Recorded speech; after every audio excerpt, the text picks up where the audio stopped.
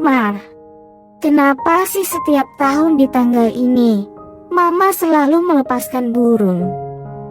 Wajah putriku, yang seperti miniatur kecil dari wajah suamiku, terlihat penuh dengan tanda tanya.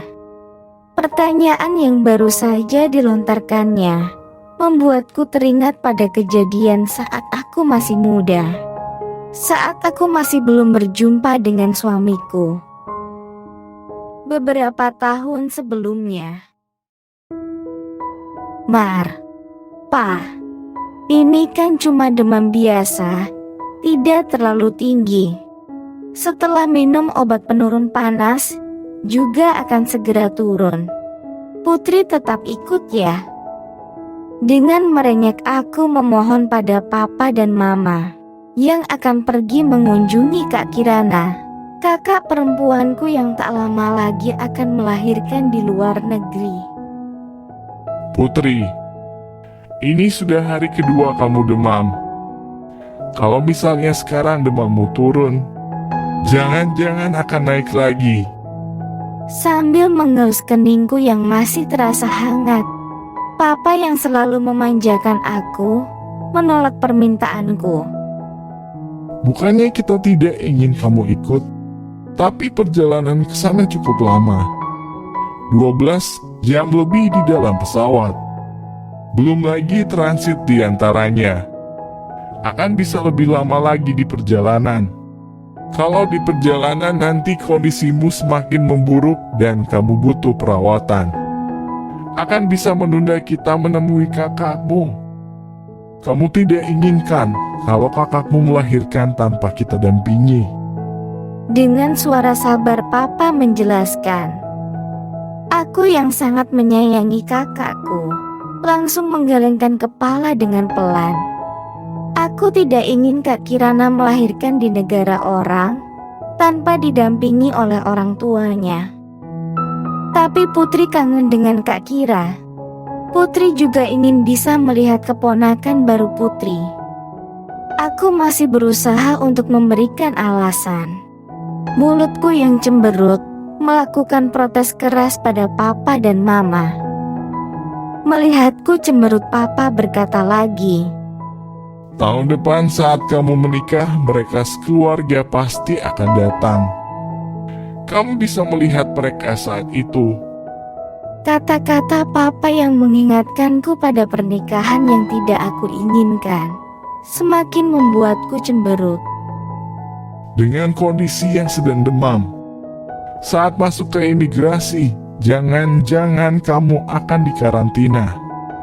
Kali ini, Papa mencoba untuk menakut-nakuti aku. Alasan ini yang bisa langsung kuterima.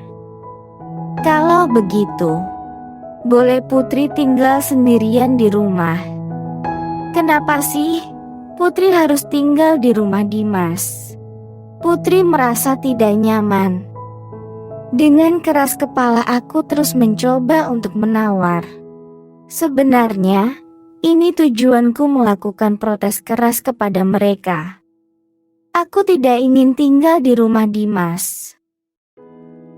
Putri, Mama khawatir kalau kamu tinggal sendirian.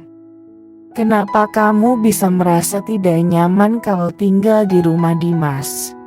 Apa kamu merasa sungkan? Mama dan Papa Dimas kan selalu menganggapmu seperti anak mereka sendiri. Kamu tidak perlu sungkan dengan mereka. Kali ini, Mama yang berusaha untuk membujukku. Lagi pula, Dimas itu tunanganmu. Tahun depan, kalian sudah akan menikah. Kesempatan ini bisa digunakan untuk melihat kecocokan kalian berdua. Sambil mengedipkan sebelah matanya, Mama berkata dengan nada menggoda. Aku mendenguskan napas dengan keras untuk menunjukkan keberatan hatiku. Dalam hati aku berteriak kencang. Sudah sampai saat ini, baru akan melihat kecocokan kita. Apa tidak terlambat? Kenapa tidak dari awal saja? Setelah langsung menjodoh-jodohkan kita, sekarang baru mau dilihat. Kalau misalnya tidak cocok, apa aku boleh membatalkan pertunangan ini? Kata-kata dalam hati yang tidak bisa kukatakan secara langsung di hadapan papa dan mama. Karena aku takut melihat kekecewaan yang akan muncul di wajah mereka. Hatiku yang terasa berat membuatku menundukkan kepala tanpa membalas kata-kata mama. Seperti apa yang dikatakan oleh mama, Dimas adalah tunanganku. Tunangan yang tidak kuinginkan. Tapi bagi kedua orang tuaku, Dimas adalah sosok menantu ideal. Pria yang tampan, sopan, dan yang juga memiliki kemampuan hebat dalam pekerjaannya. Itulah citra yang diperlihatkan oleh Dimas di depan orang tuaku saat dirinya bekerja di perusahaan milik papa. Sebenarnya aku bisa memahami maksud dari papa dan mama saat mereka menjodohkanku dengan Dimas, putra tunggal dari salah seorang teman papa. Dengan hubungan keluargaku dan keluarga Dimas, papa dan mama akan bisa merasa lega karena mereka memberikanku pada keluarga yang bisa mereka percayai.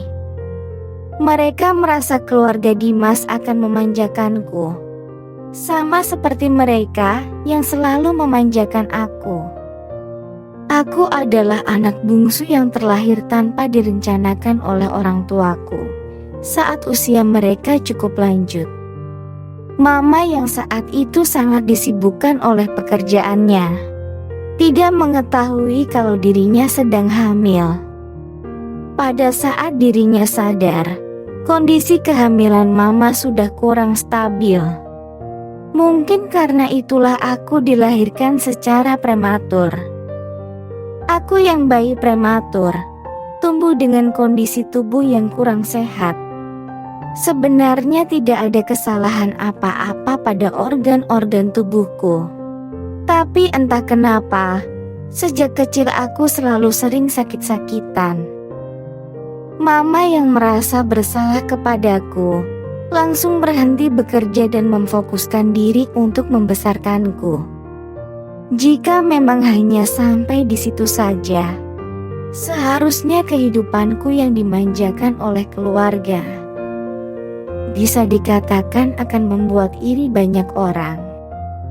Tapi jika orang-orang itu yang harus menjalaninya sendiri, aku tidak yakin kalau mereka masih akan merasa iri padaku.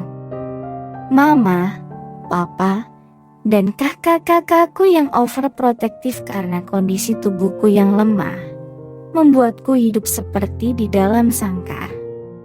Sangkar emas yang memisahkanku dengan dunia luar. Sampai menginjak usia 18 tahun. Tidak seperti kakak-kakakku yang bisa dengan bebas pergi bersekolah dan bermain-main di luar rumah dengan teman-teman mereka. Mama dan papa memilih metode homeschooling untuk pendidikanku.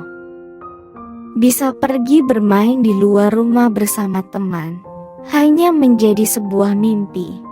Mama dan papa bahkan hampir-hampir tidak pernah mengizinkan aku menginjakkan kaki keluar dari pagar depan rumah. Sampai sekarang aku tidak memiliki teman baik, meskipun hanya seorang saja. Bahkan saat aku hendak melanjutkan ke pendidikan tingkat tinggi, mama dan papa juga memintaku untuk mengambil kuliah secara online. Setelah aku lulus, seperti yang selalu dilakukan oleh mereka, kali ini tanpa meminta pendapat dariku, mereka langsung menjodohkan aku dengan Dimas. Aku dan Dimas memang sudah saling kenal dari kecil. Aku tidak tahu bagaimana perasaan Dimas kepadaku. Tapi perasaanku pada Dimas hanya sebatas perasaan seorang adik pada kakaknya. Itu pun jika aku harus mengatakannya secara sopan. Kalau berani mengatakannya secara jujur, Sebenarnya aku tidak menyukai Dimas. Sifatnya yang mengekang dan tidak mau dilawan membuatku merasa sesak saat berada di dekatnya. Aku bisa membayangkan, jika aku menikah dengannya, aku hanya akan berpindah dari satu sangkar ke sangkar yang lain. Dan kali ini, aku bahkan tidak yakin kalau sangkar itu adalah sangkar emas. Ma, kalau kalian merasa khawatir, bagaimana kalau kalian meminta Dimas untuk menengok Putri setiap hari? Mama dan Papa juga bisa menelpon Putri setiap hari. Aku masih terus berusaha membujuk orang tuaku. Mama dan Papa saling bertatap-tatapan mata. Mama menoleh padaku dan dengan senyuman meminta maaf berkata pelan, Putri, karena di awal rencananya kita semua, termasuk kamu, akan pergi mengunjungi Kirana. Mama dan Papa sudah berjanji pada para ART di rumah untuk memberikan mereka cuti yang dibayar. Sekarang mereka semua sudah punya rencana masing-masing. Apa kamu tega meminta mereka membatalkan rencana mereka? Sekali lagi aku menundukkan kepala dan terdiam. Para ART yang sudah bertahun-tahun bekerja di rumahku, bahkan sampai ada yang sudah bekerja sejak aku belum dilahirkan, selalu kuanggap seperti keluarga sendiri. Aku tidak mungkin tega membatalkan cuti yang mereka nanti-nantikan karena keegoisan diriku. Baiklah, Ma. Putri bersedia untuk menginap di rumah Dimas. Dengan nada terpaksa aku menyetujui permintaan Mama dan Papa. Untuk yang kesekian kalinya, aku akhirnya mengalah lagi dengan permintaan mereka. Tapi saat itu mereka belum tahu apa yang akan terjadi pada diriku saat mereka meminta keluarga Dimas untuk menjagaku. Kalau saja saat itu Papa dan Mama bisa melihat masa depan, senyuman lega di bibir mereka pasti tidak akan muncul. Keesokan harinya, Om dan Tante tenang saja di sana. Saya dan Papa Mama akan menjaga Putri dengan baik. dengan sebuah senyuman manis yang memualkan, Dimas melanjutkan. Ini ada sedikit oleh-oleh untuk Kak Kirana sekeluarga. Tolong sampaikan salam saya pada mereka. Dimas yang ikut mengantar Papa dan Mama ke bandara mengulurkan sebuah kantong kertas yang terlihat mewah pada Papa. Melihatnya tersenyum munafik dan berusaha mengambil hati orang tuaku. Aku memutarkan bola mataku dengan perasaan kesal. Sejak dari kecil, aku selalu merasa kalau senyuman yang muncul di wajah Dimas saat berhadapan dengan anggota-anggota keluargaku adalah senyuman palsu. Senyuman yang dipakainya untuk bisa mengambil hati orang-orang yang dirasa menguntungkan dirinya. Aku tidak tahu kenapa Papa dan Mama yang biasanya jeli saat melihat karakter seseorang bisa tertipu oleh muka manisnya. Saat dia berkunjung ke rumahku, sering aku melihat Dimas memberikan muka yang berbeda untuk para ART di rumah. Belum lagi para ART di rumahnya yang selalu berganti-ganti karena tidak betah tinggal di sana, membuatku bisa menebak kelakuannya saat di rumahnya sendiri. Tapi sikap arogan yang tidak mempedulikan perasaan orang lain itu memang hanya berani ditunjukkan saat Papa dan Mamaku tidak melihatnya. Hanya saja, saat aku dan Dimas masih kecil, tanpa ragu-ragu dia menunjukkan sifat buruknya di depanku. Aku tahu, untuknya saat itu, aku memang tidak bisa memberikan keuntungan apa-apa. Saat aku beranjak dewasa, Seperti sebuah tombol lampu yang tiba-tiba dinyalakan, sikap Dimas padaku berubah 180 derajat. Aku langsung sadar. Di mata Dimas, sekarang aku memiliki sebuah nilai yang bisa menguntungkannya. Dimas tiba-tiba berlaku sangat manis terhadapku. Tapi aku yang sudah pernah melihat semua sifat-sifat buruknya, tidak akan pernah bisa mengubah pandanganku terhadapnya. Di mataku, dia selalu menjadi cowok manipulatif yang penuh perhitungan. Cowok menyebalkan yang selalu mementingkan dirinya sendiri. Saat papa dan mama menjodohkan aku dengannya, aku langsung tahu keinginan dari Dimas. Harta milik papaku. Tapi seperti terbuai oleh kata-kata manis Dimas, semua keberatanku tidak terlihat di mata papa dan mama. Semua protes dariku tidak dihiraukan oleh mereka. Dengan bersemangat, mereka berdua tetap membicarakan masalah perjodohanku dengan orang tua Dimas. Aku tidak tahu bagaimana sifat dan karakter papa dan mama Dimas. Tapi jika melihat kalau mereka bisa membiarkan Dimas tumbuh dewasa, menjadi orang yang angkuh, manipulatif dan munafik, aku merasa kehidupanku saat menikah dengan Dimas nanti tidak akan seindah perkiraan papa dan mamaku. Putri, kamu harus jaga kesehatanmu baik-baik. Kalau ada sesuatu yang mendesak, kamu langsung hubungi kita. Tidak peduli sedang apa saat itu, papa dan mama akan segera pulang. Mama memelukku dengan erat, terlihat enggan untuk melepaskanku.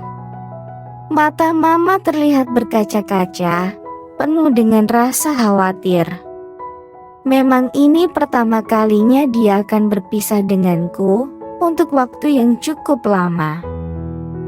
Kalau kamu butuh sesuatu, jangan ragu-ragu untuk pakai kartu kredit papa. Tidak perlu meminta izin ke papa kalau mau beli sesuatu. 1,5 bulan ini, kamu nikmati bersama-sama dengan Dimas. Papa mengelus rambut di kepalaku dengan lembut. Dimas, kalau memang benar-benar ada sesuatu yang penting, baru kamu hubungi om dan tante. Selain itu, tidak perlu telepon ke kita. Kalian gunakan waktu ini untuk bisa lebih saling mengenal.